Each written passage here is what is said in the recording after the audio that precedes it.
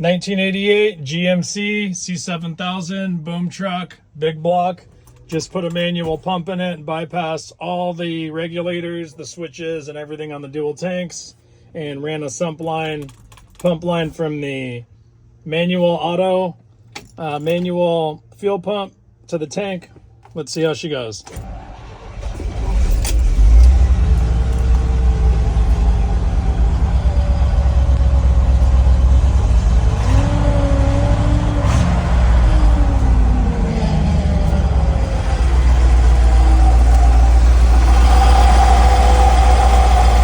Really smooth.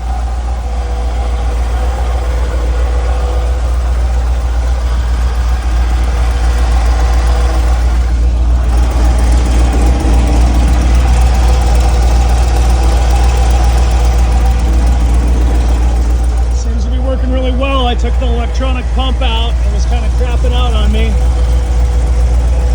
But I put this one in here and it seemed to pump up really nice.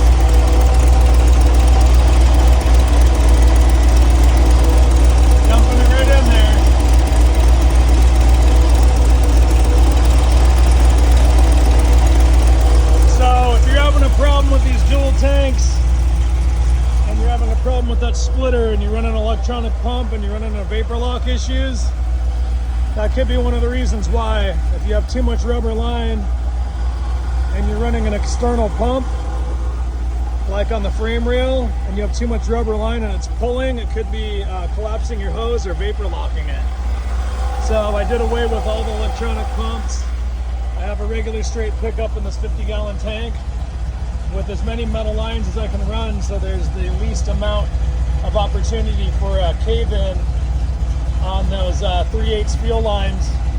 But anyway, that is the tip. Mechanical fuel pump. Scrap out the electronic one if you can. Let's see. Use as least amount of rubber fuel line as possible. And basically just make sure that you bypass all those crappy valves and all the stuff that's going to cause you like leaks and flow problems and valve bodies that are 30, 40 years old.